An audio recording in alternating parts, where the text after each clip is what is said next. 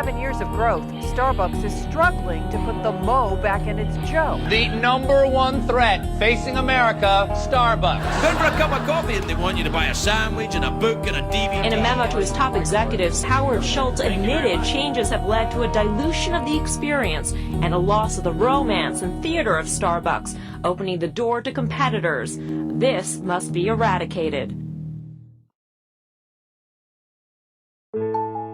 Yesterday, it was concluded that I would be coming back as Chief Executive Officer.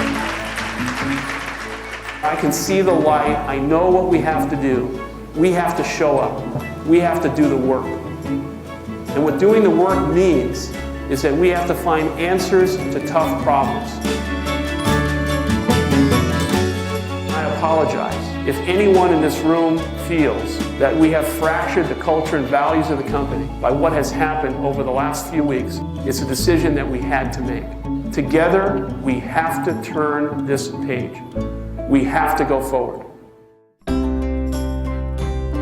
want to go back to what we really stand for, and we want to provide our customers and our people a sense of pride and confidence in the authenticity of the Starbucks experience.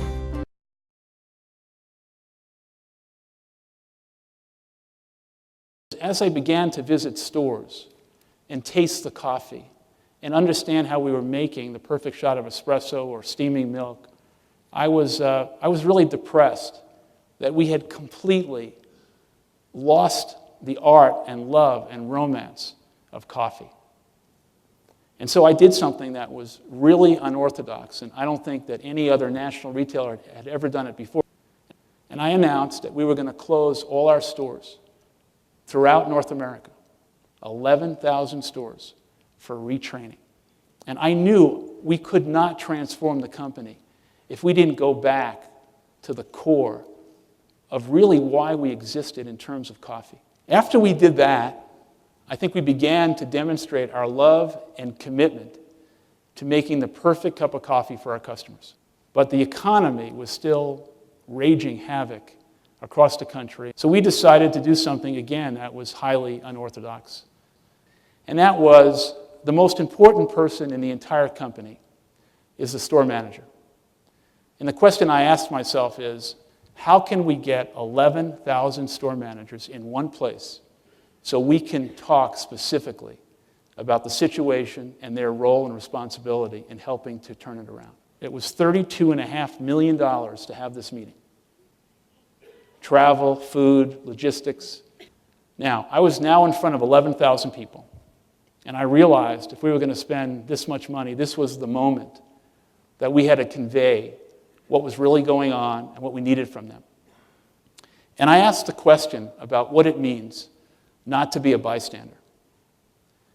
And I said, you know, there's thousands of customers that come through our stores every day, and it's no longer enough to do 9 out of 10 things well or 8 out of 10 things well.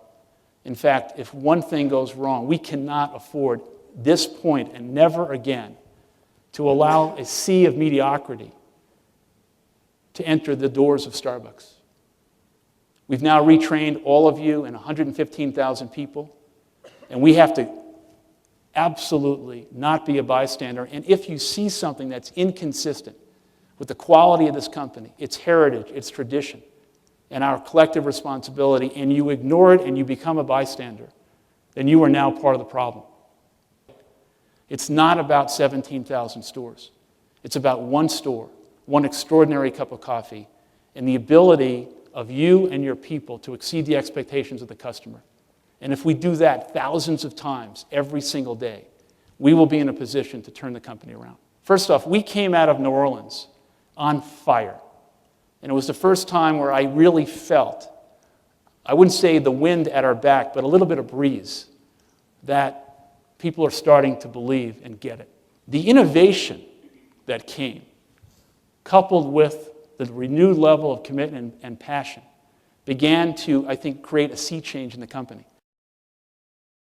We have a lot of work to do, but our research tells us we're making real progress on every measure of customer satisfaction. There'll be more stores in the next year that'll be very, very different, but much more exciting and obviously much more relevant than the stores we built 10 years ago.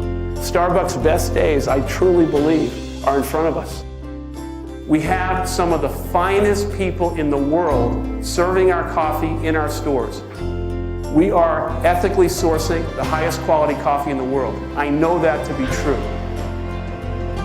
We have built one of the most recognized and respected brands in the world.